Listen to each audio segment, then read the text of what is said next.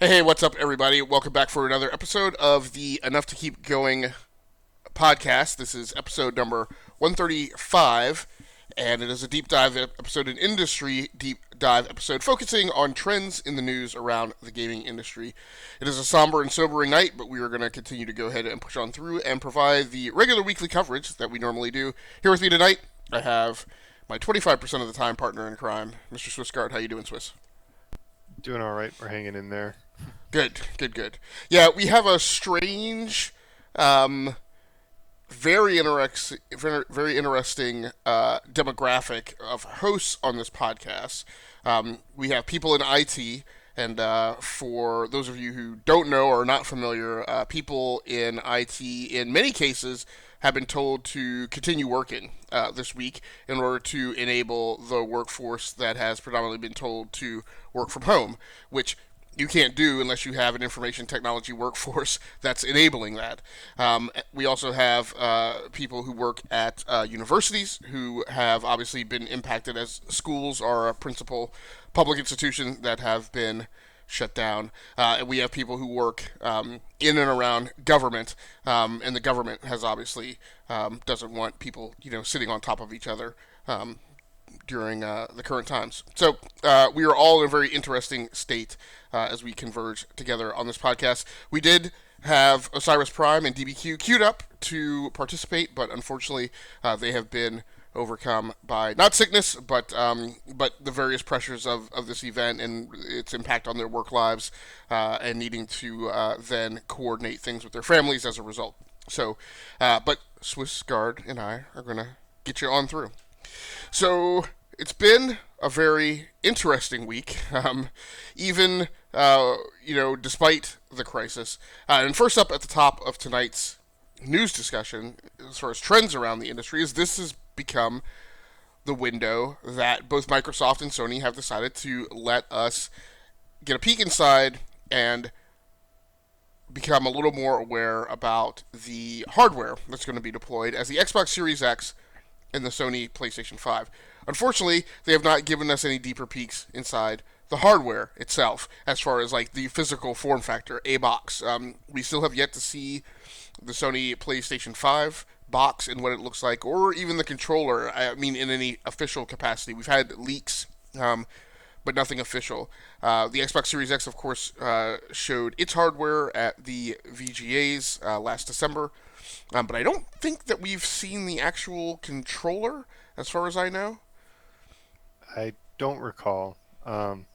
Whenever I think Xbox Series X, I think of the vertical form factor for the like obelisk, or not really an obelisk, but Right, whatever it is. 2001: A Space Odyssey. Yeah, Uh, that's it. we have seen the PlayStation 5 patent filing for its controllers, but I don't think we've seen an actual physical representation of the controller. As a hardware guy, I've been quite excited to be able to nerd and geek out over the last 2 weeks, really, with Microsoft kind of starting the next stage of its Rolling Thunder campaign, as is their typical framework for advertising and lathering everybody up on the approach to hardware releases. Sony, who has been remarkably quiet for extended periods of time, in between them dropping, information to Wired, suddenly perked up this week, dropping details that were originally supposed to be framed as a presentation at the Game Developers Conference, GDC, which was one of the first gaming venues to be gaming events to be canceled in the wake of the current health situation. So let's start off, even though it was revealed second, we're going to start off talking about the PlayStation 5. So, reading from TechSpot in an article posted by Adrian Portoralca, Sony reveals PlayStation 5 specifications, including support for internal NVMe SSD upgrades. Microsoft recently revealed the full specifications and internal design details of its Xbox Series X, and now it's Sony's turn. The latter company has been a bit more secretive with the PlayStation 5 and has only been throwing small teasers like 4K, 120Hz, and ray tracing support along with backwards compatibility for older games. Just like the Xbox Series X, the PlayStation 5 is powered by an 8-core AMD Zen 2 CPU clocked at up to 3.5 GHz, paired with a custom AMD GPU that has 36 compute units working at 2.23 GHz that can deliver 10.28 teraflops of FP32 processing power. The Japanese company says comparisons with the PS4 would be unfair, but something worth noting is that Microsoft's new Xbox will have more compute units for a total of 12 teraflops of peak FP32 processing power. I'm going to try and hit some highlights as I scan through this article. There's a lot of very deep technical details here, which I don't know that we'll get into, but uh, in addition, I mean that's pretty much the tail of the tape. The thing that was interesting that popped out was that, as I suspected the whole time that they've been talking about the SSD that they were going to use in the PlayStation 5, as I've mentioned, SSDs are a normal technology that is enabled in PCs. There's nothing special about an SSD. And so the more Mark Cerny and Sony kept talking up that somehow this thing was better than a normal SSD, I had suspected that therefore there had to be special sauce in the SSD controller, because that's the only way that you could really enable anything special about the SSD unless the SSD itself was going to be proprietary, which he'd never indicated. Lo and behold, that is the actual case, and we'll go back and talk about that a little bit later. That SSD is actually swappable. You will eventually be able to upgrade it with expanded capacity. It does allow you to connect over a USB 3.0 drive, hard drive, spinning hard drive, and we can come back and talk about that a little while later also. No word on price, no word on release date, nothing else but the logo. Also, no indication as to whether or not production, design, engineering of that nature is impacted by any loss of workforce in the health crisis. So, Swiss, anything in here which throughout the week, as people have talked about it, has really jumped out at you as being particularly noteworthy? Um, I think that I think the easiest thing to say that is noteworthy is that just as like a pure spec thing, Microsoft can boast, well, we have, a better GPU and whatnot. Forget what I know they're both using a Zen 2 CPU, but I think for whatever reason, okay, so Microsoft is using an 8-core or uh, yeah, Zen, 8 Zen 2 cores, right? And Sony is also using a Zen 2 core, but Microsoft's is clocked a little bit higher, I think. The big thing was like they were just, if you were to just like compare like spec to spec, it's like Microsoft can boast a quote unquote more powerful unit, but the big takeaway for me is they're probably not in practical terms going to form that differently. Like I can't really see. I feel like you'd have to really leverage the hardware as a developer to like pull the most out of it. There's 36 to 52. I mean, I suppose that they just have a little bit more graphics horsepower in the Xbox. That's probably, I guess that is probably fair. Just having more compute units in there for that. Well, there's a ton. I would contend more than in any previous years. There's a ton of over under in this comparison between PlayStation 5 and Xbox, where Xbox is doing a thing. Xbox goes more compute units, but PlayStation goes higher clock speeds. Xbox goes, you know, uh, Sony goes in general higher throughput on its SSD and has a special controller. But as far as I can tell, based on what's written right now, Xbox Series X games will still play over the external USB 3.0 drive, while the PlayStations won't. The PlayStation will actually want to swap. It'll allow you to store games on that USB 3.0 drive, but then if you want to play them, it's going to actually want to swap them onto the SSD. So there's a lot of things that are onesie twosie. Like Sony does them slightly better, but then Xbox comes back and does another thing slightly better. I think the consoles are largely going to be at parity. Um, Right. what's going to happen is it's really these like really lower level things that are going to impact user experience, and those things are going to, first of all, they're going to hit different gamers differently. Some gamers will care, some gamers won't.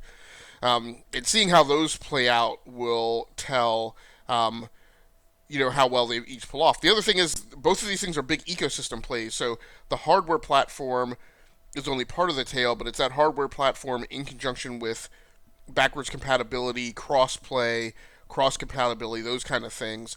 We've already talked about how Xbox has smart delivery, so that basically, if you purchase one version of the game, you have it across all Xbox platforms, if the developer so chooses. Sony has not enabled anything of that nature that they've discussed. So as far as we understand, unless the developer does something of their own accord, if you buy The Last of Us 2 and there's a Last of Us 2 PlayStation 5 version, you're going to pay another $60 for that version, theoretically. One of the things that wasn't in this article that I'd like to talk to you about, that's very pertinent, is one of those things, as I mentioned, the ecosystem play. We've known for a very long time that the Xbox intention in general is to make every game, or the vast majority of games that have existed on any prior Xbox platform, playable on the Series X. That's what they've said in their announcement, that it's essentially a global backwards compatibility program. I'm sure that there are exceptions here and there, but in general, there's not this directed means of cutting games out of the backwards compatibility program. PlayStation's announcement, and they haven't tethered any other like little nuanced details off of it, is to say the top 100 games of the PlayStation 4, which could be by, I assume that it's by sales, but who knows? So Sony has often had this, like their platinum program, or like their red label cases and stuff that, greatest hits, I think. Right. That, as far as I know, it hasn't been tied to a specific metric. It's like the record industry, where like there's a specific definition of a platinum album. So I don't know what Sony has used as their rubric for deciding something is a greatest hit. But the point is that Sony has said is that it's the top 100 games from the PlayStation 4 will be backwards compatible on the PlayStation 5. And I don't think that they've even specified that so much as at launch. They just said that that's essentially the target. How do you think that they'll proceed? What do you think is going to be what reasonable expectation would you have, for PlayStation 1, PlayStation 2, and PlayStation 3 games? How do you think those are going to wind up being in the mix? And do you expect Sony to go beyond those top 100 games? Yes, I expect them to go beyond the top 100 games, just because I think it's, you mentioned Microsoft, but I mean, even Nintendo is doing a little bit of a retro thing with their Nintendo Online service, right? We get really old school games from them. But like a software, like I don't necessarily see it being a problem to have like a PS2 or a PS1 game just emulated on the machine without, so it's, Except when Sony had the opportunity to do that in its mini system, it didn't build that itself. It co-opted somebody else's pre-existing solution. Well, they're just trying to capitalize on the zeitgeist at that time. I'm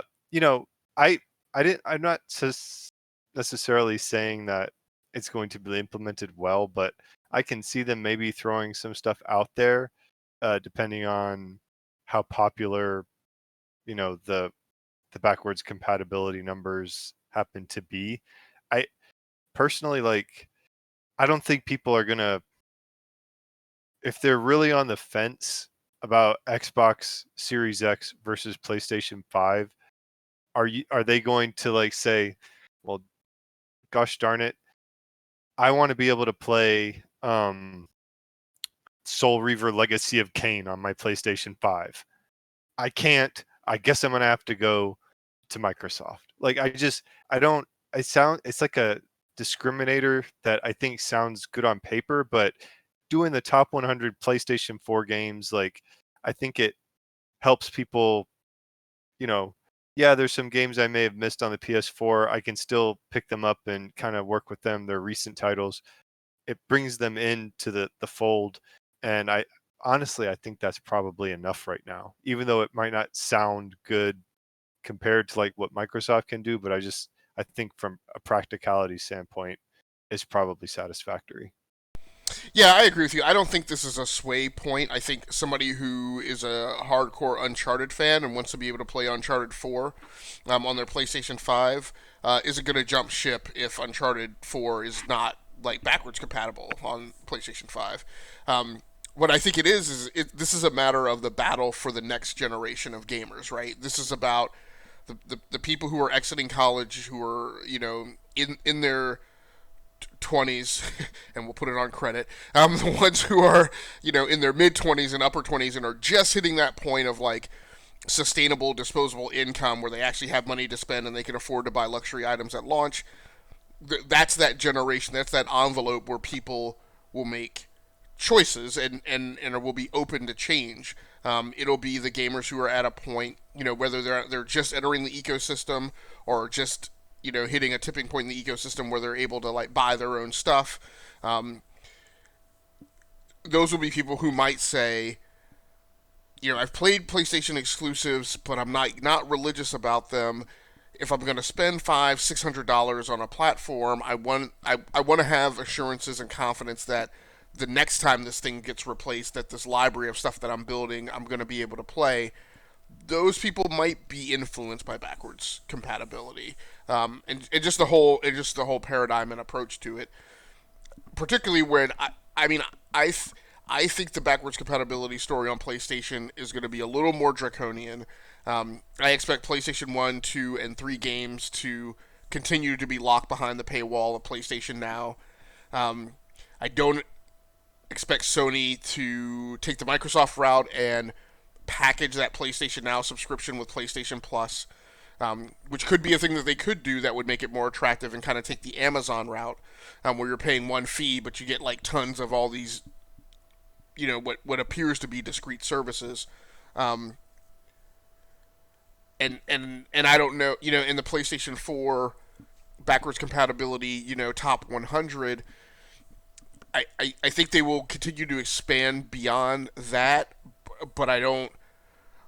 My guess is it's not going to be that steady battle rhythm that Microsoft had with the big rah announcement like every month. Hey, we've added another. These are the other 30 games that we've added to backwards compatibility. I think it's going to be drips and drabs, and what I worry about is that Sony won't make that information like readily transparent and available, right? Like stuff will just show up somewhere, and unless you go looking for it, you may not know about it. Um, like I mentioned, there's a lot of over under hardware stuff. PlayStation X. Yeah, I'm Yeah. sorry. Go ahead. When you said higher clock speeds, it's not the CPU, it's the GPU clock speeds, and the PlayStation that are a little bit higher. They have less of them, but they're a little higher. But yeah, I kind of tend to agree that like they're I don't see this and be like, wow, this one is like, it's not like we're comparing the Switch with like, uh some, they're on the same level playing field. I don't think a developer is going to be like, well, I had to develop this thing on for the Xbox and I just couldn't get it to work on the PS5. We're not going to see that. Right. The other big tale is this NVMe CPU, which is a PCIe 4.0. So if you're familiar with computer parts at all, predominantly what's available out in the market for SSDs that are of the NVMe interface type. Most of them are these hybrid. They're called PCIe 3 and 4. So it's like a half step up from Generation 3 PCIe. The 4.0 variant is the highest performing variant of those NVMe drives that are out now. They are a good chunk more expensive than your 3.4 drives. They apparently generate a tad more heat. Cerny talked about the reason. You're not going to necessarily be able today. They can't tell you, what SKUs of NVMe drives out on the market will support the PlayStation 5 because they need to test and do a certification program. There's a pretty high speed and performance demand on these SSDs. The other problem is that some of the form factors that some of the commercial ones come out in, because they run at such a fast speed, have heat They're sinks. bit, yeah, they're fat. Yeah, So right. I felt that was a little much ado about nothing. I mean, there are readily available PCIe 4.0 SSDs out on the market that don't have that stuff. But it's about. I think it's much more a matter of do they have the did they come off the silicon bake with a high enough performance overhead that they can really meet the PlayStation 5's spec. I don't think this is anything really different than what you see with, like, for anybody out there who has an NVIDIA Shield Android TV, the new one, or a Nintendo Switch. Those of us who are Switch owners know that when the Switch came out, it has a specific tipping point it needs to hit with the performance of that whatever SD card or micro SD card you're going to throw in there. You can't just throw anything in there. It's got to be a thing that's performant. And, lots of sites do lots of batteries of tests of the different SD cards that will meet the Switch's needs. I ran into tons of roadblocks where, I got things that were underperformant, and then I would try to download something from the store and it wouldn't download. And I thought it was a problem with the store, and I went down this road of, like, all these workarounds of, like, you know, specifically selecting a specific DNS server and like all kinds of crazy stuff. And it turned out it was just it couldn't write to the SD card fast enough, and so the Switch was just throwing up on itself and saying, "Hey, I can't download this from the store." So I think that situation will sort it out pretty readily. Swiss, do you think that 1 terabyte of storage, or actually in the case of the PlayStation 5, 825 gigabytes of storage, is enough? no, So when do you think that's going to become a problem for people? like a year or two in, once they get. I mean, uh, so you know, uh, Xbox is doing 1 terabyte. They're doing 825 gig. Because like you said, they're kind of doing their own thing a little bit with the SSD. Um, like games today are what, like at least 50 gigs, Yeah, at least 60. 50. And when you talk about, like, the really premier stuff, like your Call of Duties, like your Gears of War 5, anything that's going to constantly have stuff coming down, Fortnite, Destiny. I mean, those things are easily around 100 gigs, right, sitting on the disk. So we're sitting there looking at maybe 8 games. Once you get in, before you start having contention. That's 1 game a season in 2 years. So Yeah, and that's is it enough to assuming. get through? Is it enough to get people through the launch window without being like, "Man, I'm out of space"? Yeah, it's just long enough for that, and then you're into the next phase, and it's like, guess I got to upgrade, and then we have more on that. So Yeah, and that's assuming that that is a person who's only playing PlayStation 5 games and has a USB 3.0 drive to put their PlayStation 4 games on, right? But if they're crossing the bridge, one of the things that I'm really interested to find out is, will I be able to take my PlayStation 4 USB 3.0 drive and just move the USB connection to the PlayStation 5 and it just work? Because otherwise, if I get told I got to reformat that thing and re-download everything, that's that's a strike against, right? Like, I just that's a to me that's a problem. Um, so yeah, but if it's not somebody coming with that USB 3.0 drive, if they're just entering the PlayStation ecosystem, or if it's somebody who just had a low performance performing USB 3.0 drive and doesn't want to carry it with them to the next generation, they may want to put their backwards compatibility games on that NVMe SSD, and now that's sucking up like more space. So well, to to uh, to be fair though, I will say, like, yeah, there are. I think there are 2 terabyte NVMe's out on the market now, right? Is that accurate? Or two? I mean, I know there are 2 terabyte SSDs out there. yeah, I think they Um, will run. They'll run you about 199 or above. right. So I'm thinking that the decision is like a cost saving one at this point. So Yeah, it's just well, it's just to start talking about the Xbox. So this is where I get to my over under thing, right? The Xbox approach is to use a proprietary. I'm just going to call it a memory card, right? Because it's essentially what it's going to make those of us who came from those generations of consoles feel like. It is an SSD, but it's a proprietary SSD on a card-like device that to me looks like a memory card. It's an NVMe SSD, right? It's just in a particular package with a particular connector. It seems like Microsoft is saying that those are going to be available in some quantity at launch if you want to buy them.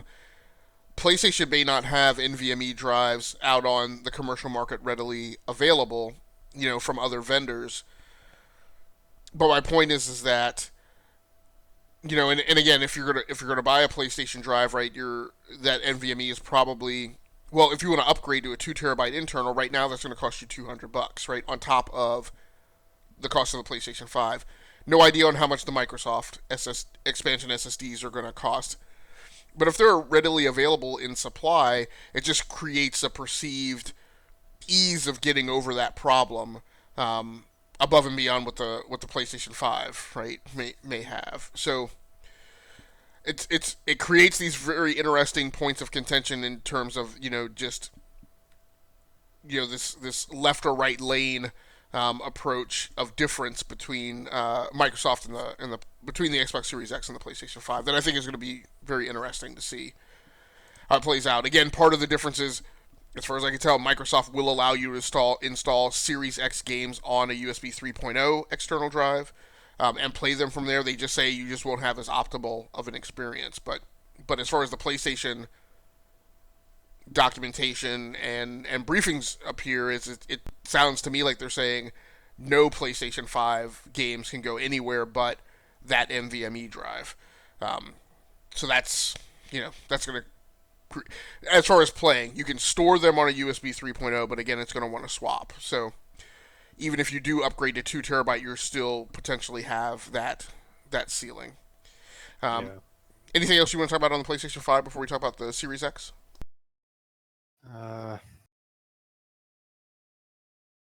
They had this one thing at the end of the article uh, about the audio, and they're like, the company's new sound processing unit is also capable of running complex algorithms to achieve accurate sound positioning and relies upon a custom table tied to every player that's called head-related transfer function.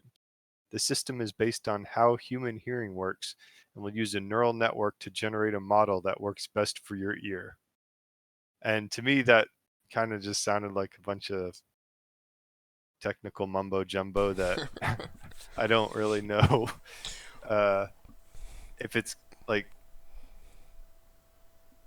I'm kind of interested to see, like, is this something that a normal player will be like, oh my gosh, this is such a better audio experience than I've ever had in a game? Or is it just kind of, I don't know, it's anytime people start saying we'll use a neural network, it to the layman, and I'm going to pull a little bit of like comp sci cred here. To the layman, it sounds super complex and awesome, but if you've studied neural networks or anything, it's just a fancy way of doing like statistics, really. So I don't know. It just, anytime I hear like that in like a sales pitch, I always start to roll my eyes back a little bit. Just, all right, whatever. Right, and the problem is the way I would have articulated your concern is you don't know if that's going to be translatable into a difference in the user experience, right? So, Right. So I'm sitting 10 to 20 feet off of a television set that has not the greatest set of speakers in the world. So if I have a sound bar connected up over an optical cable with a subwoofer, maybe that makes a difference. Maybe it makes a difference in my overall, Dolby 5.1 or 7.1 channelization of sound. Because again, that's probably great for movies, probably great for very theatrical scenes like in Red Dead Redemption 2 and things like that. But the whole point, to me, the whole point of this would be to have like super accurate audio in a first-person shooter to the point where it actually cues and tips me off to where enemies are. But I'm only going to get that if I have a set of headphones on. And I appreciate that technology going into the headphone experience, but but again, like I don't wear headphones all the time. You're gonna have to really have a really decent, good set of headphones to be, So this is where I get into sometimes what I worry about with Sony is they often spend money on tech in their consoles that you're like doesn't always necessarily translate into something that's useful. A lot of times I'm wrong about that, and it pulls off. They struggled with the Blu-ray diodes for the Blu-ray drive, and I just used to just, like you said, roll my eyes about like why, like I don't need a Blu-ray drive. At the time I was like, I don't need a Blu-ray drive. Like I just, just give me my games. Like, and it was such a difficult bar for them to cross. Now, long term, that wound up working out really well. Mhm. But then other times, such as when they have gone down the road of the proprietary memory format, which is like just a general Sony approach across the board, across all their divisions, which I've never understood. A lot of times that comes back and smacks them in the face because people don't adopt it, and it's not the fastest thing out there, and so on and so forth. So I don't know. It'll be interesting to see how it turns out. Yeah. The other part of the tail of the tape was Xbox Series X also released more details. This one actually caught me way by surprise. I was like, what else do they have to tell us about the hardware? Like they've done, they did the VGA stuff. They released more information out, from Phil Spencer's blog post, and now, supposedly they had more to tell us about. The main thing that came out of this was again their approach to storage, which is they also have an NVMe PCIe 4.0 SSD. As far as I can tell, it does not have as much throughput as the PlayStation 5 with their special controller. I've seen lots of wailing and gnashing of teeth on Twitter that like when you parse the performance specs of and the interface of an SSD out to n to the 10th power, you really land at this spot that says there's really no big difference between these SSDs.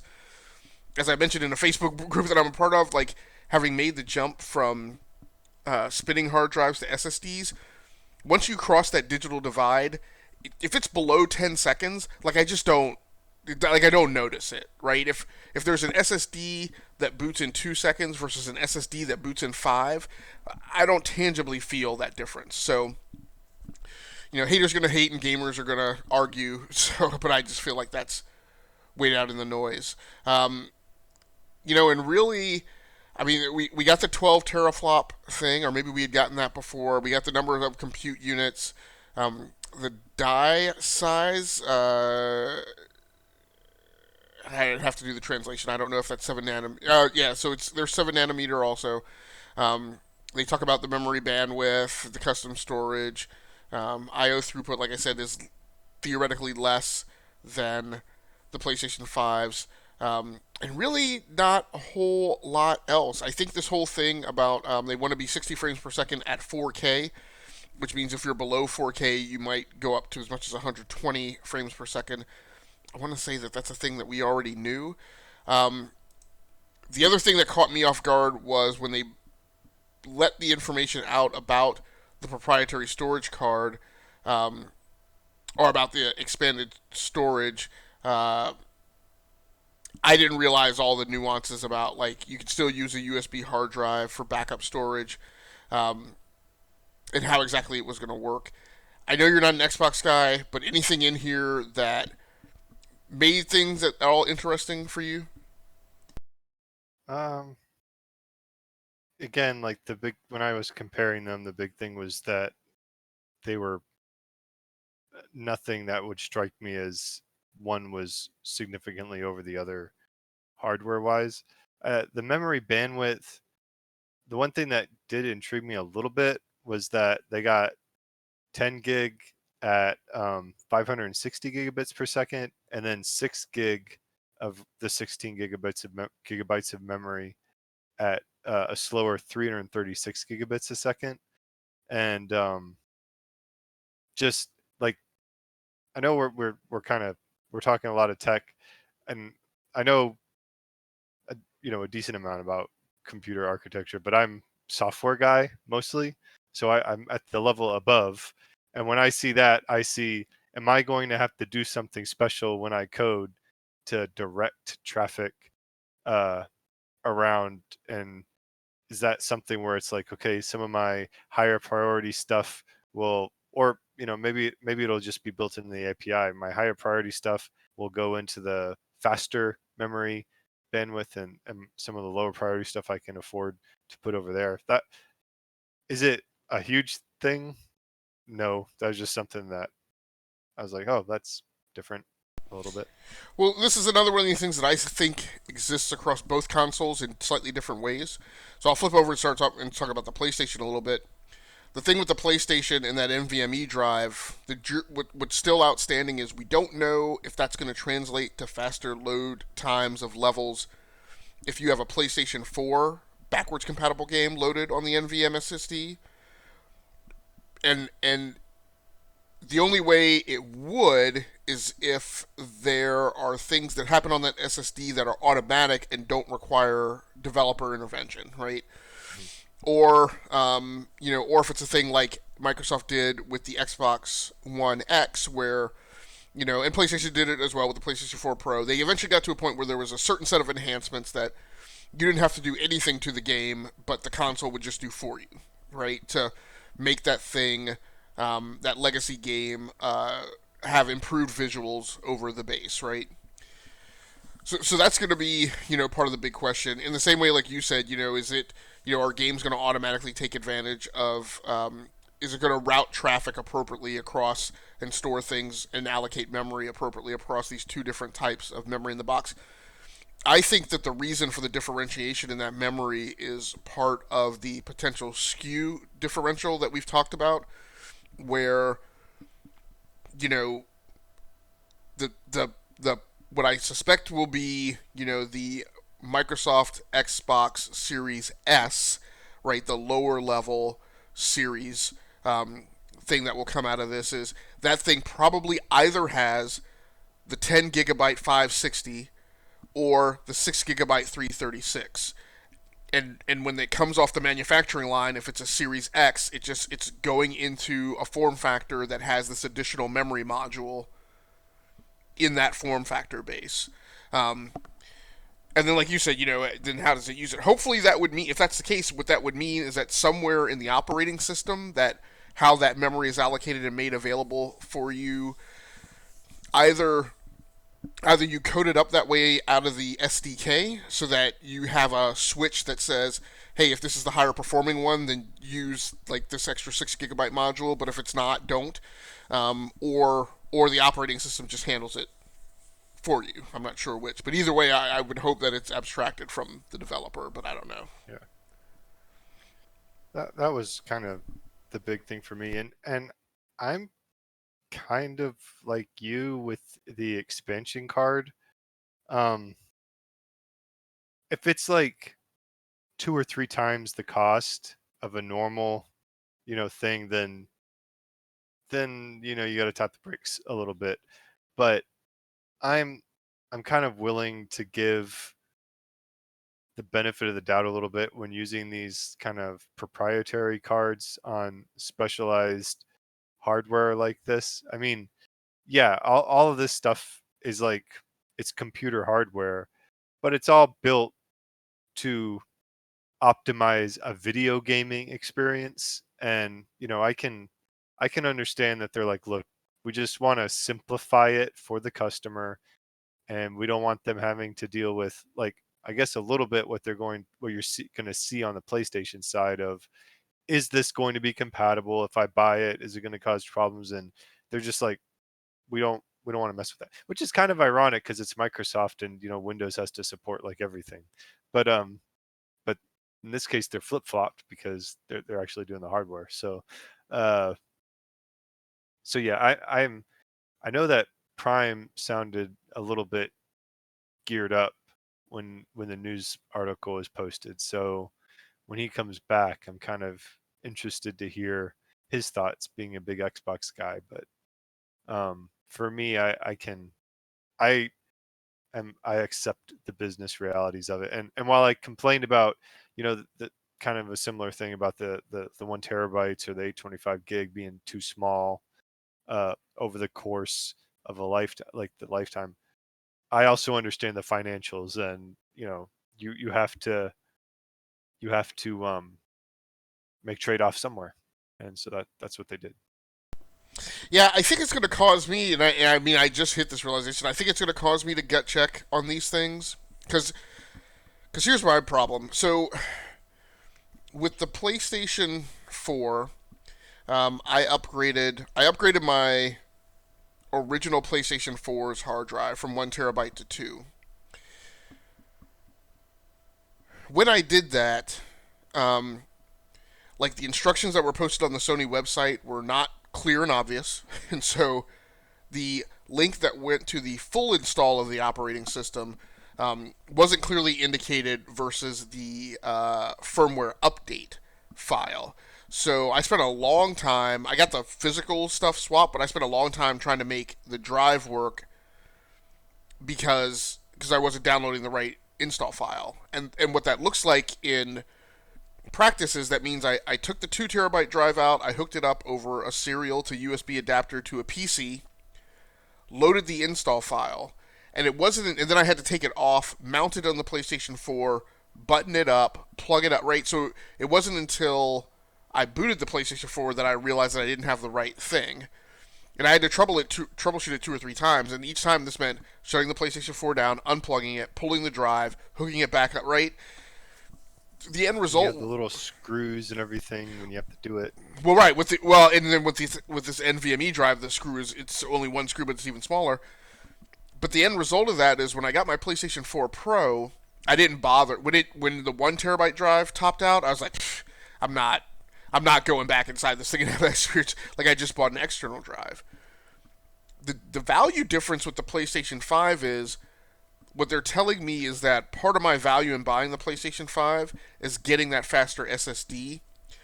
That's causing me to rethink that investment when I go, but if the speed of that SSD only benefits me for the first year of ownership, and for me it's going to be less than a year. It's going to be 6 months, right? To somewhere between 6 and 12 I'll start hitting that limit.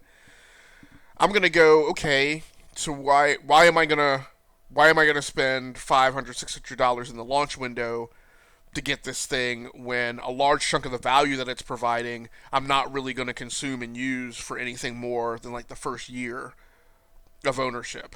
So that's going to cause me to think. I mean, I know I do a lot of stuff for the podcast, right?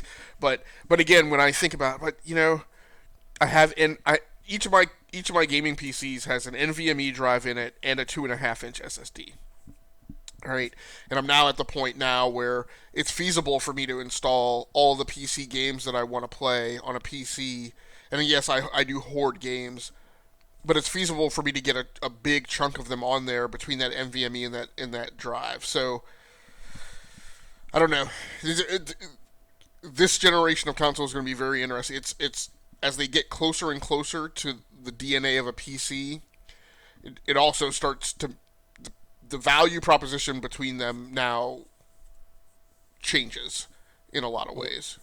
Well, then you start to go back to what you said earlier about, I noticed that early on you were like, we're going to talk about hardware today, and you quickly pivoted to service architectures, and the PC. I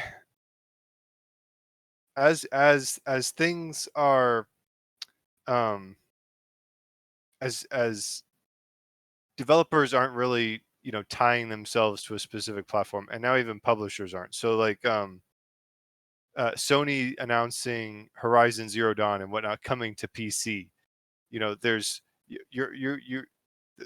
you just kind of mentioned, well, we're getting closer to the DNA of a PC, and the implication is I expect some of the perks of having a PC starting to trickle down into the consoles. But we're also seeing the perks of the consoles, which have historically been their exclusive games, I would say, starting to cross over into the PC platform. So for me, this generation has been a lot less about of PS5 versus Xbox One X as it has been, do I go full on PC Master Race and and don't worry about an Xbox or PlayStation at all, and supplement it with Nintendo, of course. But or do I get like my PlayStation? So So let me ask you, because I have hit up against that as well this generation. I've done those mental gymnastics very frequently over the last few months as I was, in the streaming world, because that has had different impacts on my schedule. Why haven't you done it? And I'll reveal why I haven't, because every time I think about just dropping all my consoles and going PC only, like I start to hyperventilate. Like it's like you build your own PCs, you've got high end PC gear. Why do you continue? But there's something kind of like a security blanket of having the consoles, and I've had so many instances where like PCs should just work, but they don't, right? Where I feel like if I go to a PC and there's a problem, like I feel like I always want that comfort level fallback of just being able, I'll just boot up my PlayStation 4. um, I'll say that I when I build a PC, like a gaming PC, it's gonna last me a long time. I don't really recycle much. I haven't even ever. I don't really even do that much upgrading. It's kind of like it'll last me a good 6 to 8 years before it really is like I need to get rid of this and get a new one, and then I'll rebuild one from scratch. These I may try to fit in an upgrade cycle. This my wife's and mine that I have now, but these two gaming rigs that I have now were still built solidly in the PlayStation 4 era. The gaming PC that I had before was a solidly PS3 era PC. None of those granted me exclusivity of like exclusive first party titles. So like that was always kind of a thing for me, and there was um there was still a bit of a barrier there for like action adventure games versus what I kind of considered PC centric games. And now that Windows 10 is here and it's so seamless to like just hook up a Xbox One controller, um, more and more I feel like I can get the console experience even though it's on my PC. And whether I was foolish or not, like I mean that's entirely possible. Um, but I kind of still had a divide in my mind. These are console like games and these are PC games. And in the last several years, that line has started to blur to almost non existence. Like a game like Assassin's Creed um, Odyssey, I would have 100% only bought that for PlayStation because that's the type of game I don't want to play with a mouse and keyboard. I want to play with a controller. But now I don't feel the need to be sitting on a couch to play that. I can come in here in my PC room and get a controller and still get a bit of that experience. Um, maybe it helped too that I've gotten a bigger monitor, and that's like a simple thing, but when it comes to experience, when you're sitting here playing, it matters. Like I could, like on my old gaming rig, I had like a 20-inch monitor, like 21, 22-inch. Uh, okay, I'd rather sit on my couch with my 46-inch TV and do that. Now that you have like a 27-inch monitor, I have a 27-inch monitor, and given the space that I am normally when playing, that takes up a significant view like uh, uh, radius, and that I don't feel constrained as much anymore. So uh, there are a lot of little things, but the last hurdle was the first party titles that I enjoy are now, and I don't have to worry about it now. And the other, okay, so the really big question is going to be like for Xbox, we already know the answer. They're just trying to see it as like a continuum from PC to Xbox and back and forth. So I'm not even worried about Xbox exclusives so much anymore because I know I'll actually be able to play them if I so choose on the PC. The big thing is the PlayStation. How fast are they going to start pumping these games up onto a PC platform? And that brings me to the last point, which is um, I'm an adult now and I can be patient. So, uh, I remember back in the day counting down the days to Zelda Ocarina of Time and counting down the days and trying to get every scrap of information I could to like perfect dark, right? It's like, and now it's like, oh yeah, that game looks cool. I'll check it out when it comes out. And I kind of just turn off. And then it's like, oh wow, yeah, that's coming out in a week or so. I'll maybe pick it up, or I'll wait until it's on sale. There'll be a Steam sale eventually. I got plenty of stuff I can play, and I got other things to occupy my time. So, Death Stranding coming out on PC, I kind of almost regret. I kind of went ahead and got it on the PlayStation just because, and to really push it for the show. But I could have probably, if I had wanted to, waited for it for PC. I think I had bought it before they fully announced that it was going to be transitioned. But you know, I can wait a year. I'm waiting a year for Battlefield, or not Battlefield, for MechWarrior 5 to get off the Epic Game Store to get on the Steam. It's not that big a deal. So, Yeah, yeah, it's an interesting landscape. Let's go ahead and head into the bottom part of the show and talk a little bit about these news articles. Probably won't take us that long to go through. Um, Also going on around this time, it makes it interesting that there's also a general theme, unfortunately, that in order to deal with the crisis, service layers are being slammed hard. You have more people than have ever been the case before. You have a higher number of concurrent users hitting a lot of these services. Xbox Live, the Nintendo online service fabric, and and also you have a lot of games and things being utilized in different ways than you would have than were anticipated.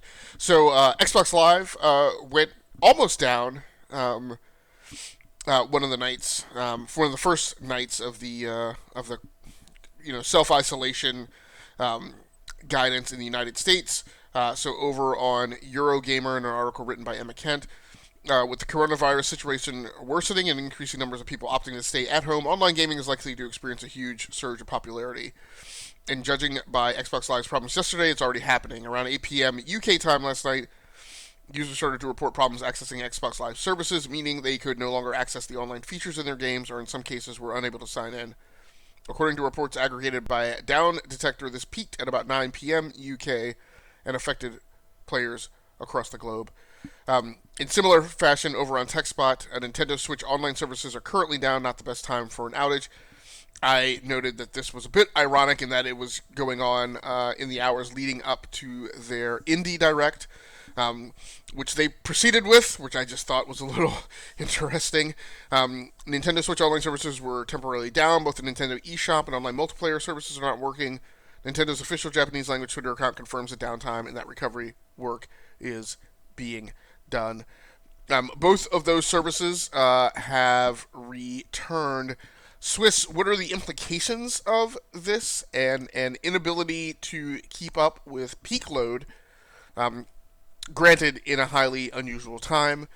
What do you think that portends for the future of online services in gaming?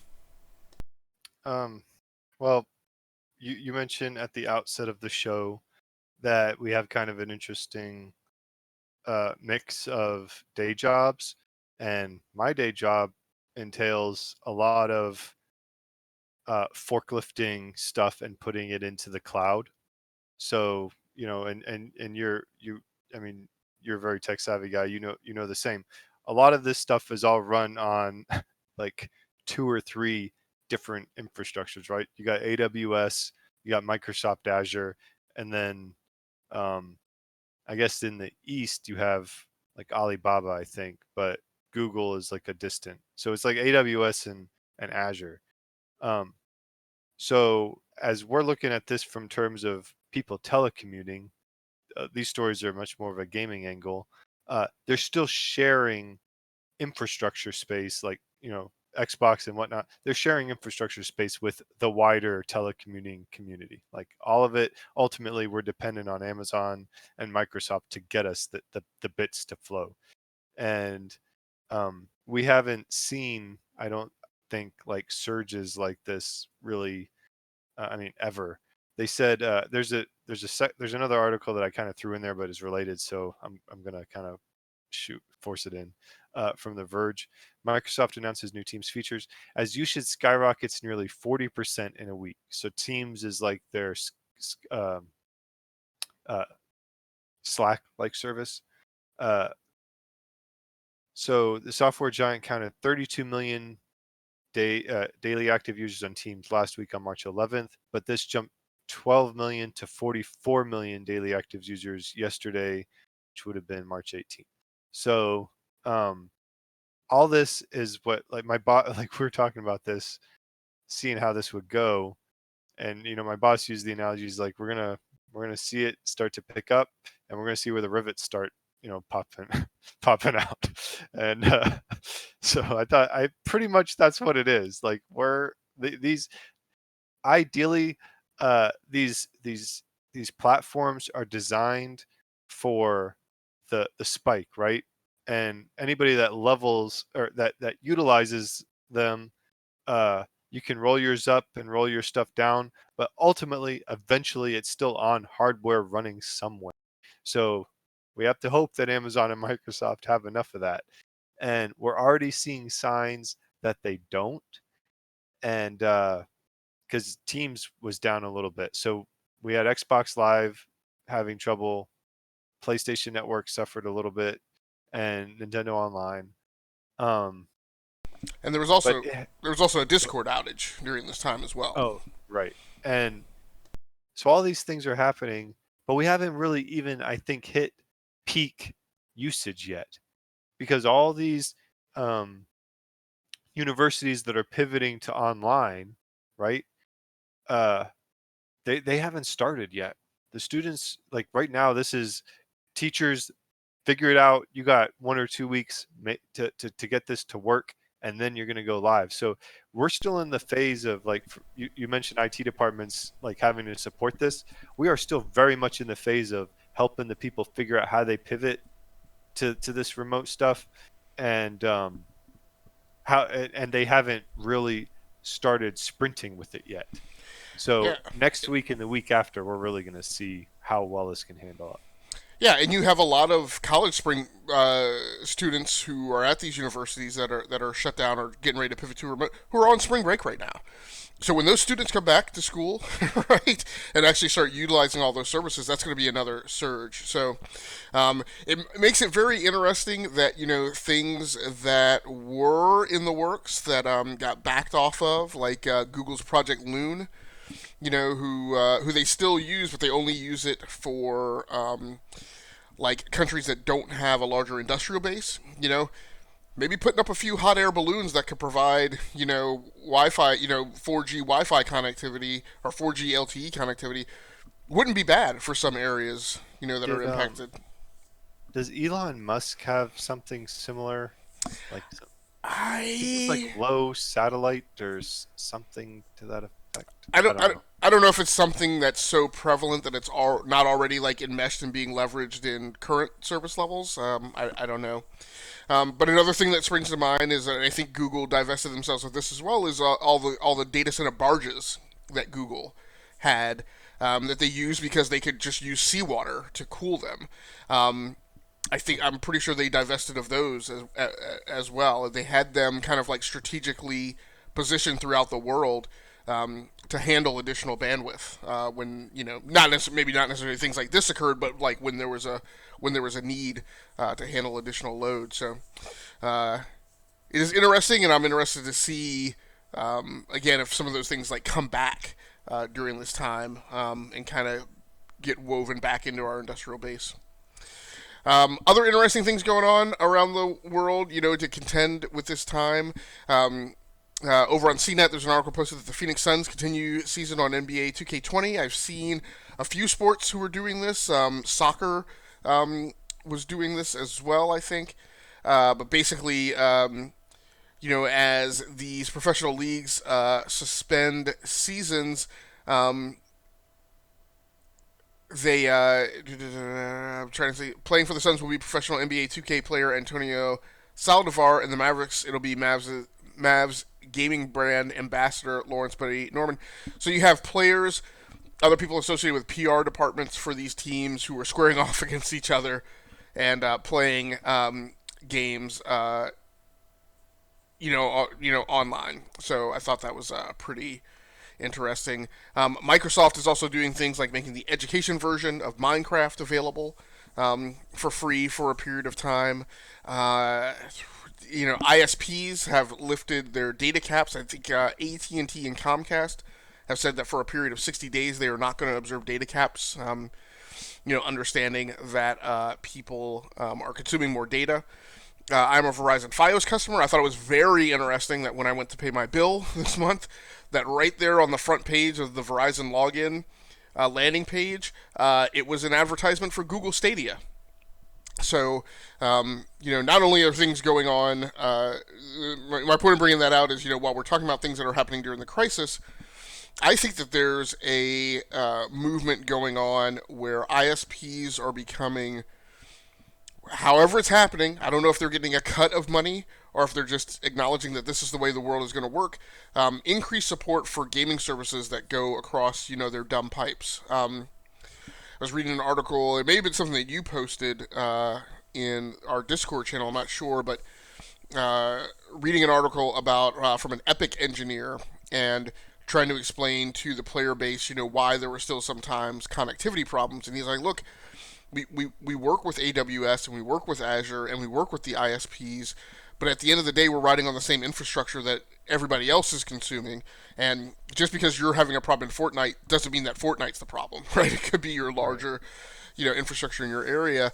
But what he mentioned was no. We go in and we talk to Amazon and we talk to Verizon and we tell them what we need for our game to run efficiently, and they make changes, right, to accommodate that. So I thought that was very encouraging. I would like to see a world, everybody's hated on Google Stadia talking about, as soon as, people have data caps, then nobody's going to be able to play Stadia. I know Prime is impacted by that. I'm hoping we maneuver to a world where that is less of an issue. Yeah, I mean, it stands from a public relations standpoint,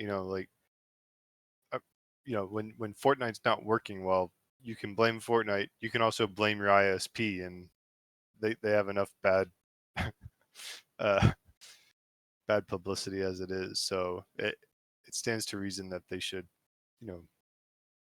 you would think it stands to reason that they would try to make sure that everybody has a smooth experience for the usage that they have. So no doubt. Swiss, anything else that you want to cover as far as the trends in the news cycle over this past week before we get out of here? Nope. It's been an interesting week, so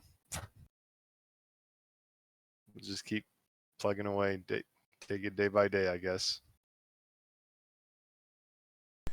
Absolutely. I did a poor job preparing. I said that I was going to do a better job of this. I'm going to cheat and pull this up on my phone if I can. Next week, if everything goes according to plan, actually, Swiss and I will be back for next week's GX show, where we will talk about our most recent Picks Plays assignment, which was to go back and revisit games that you think and suspect or know will be going away from not from being supported in the next generation. When it comes to PlayStation, apparently now that's a much easier formula to punch through than the Xbox formula. If we chose to play on consoles at all. But I know I went and played a little bit of Drive Club, which is coming out of support at the end of this month for the multiplayer part. I'm not sure what everybody else played. But again, Swiss and I are queued up to be on next week's show with Swiss hosting. Although, like I said, it wouldn't surprise me that Prime or DBQ, if they are available, might slip on since they missed this week. I think that's going to do it for us. On behalf of SwissGuard and the E2KG Network, once again, my name has been Agasicles and SwissGuard. Until next time, take care of yourselves, stay safe out there, play the games that you like, and come here to talk about the games that you love. We'll be back next week, again, with the second GX show for March 2020. Until then, good night, good luck, and good gaming. We're out of here.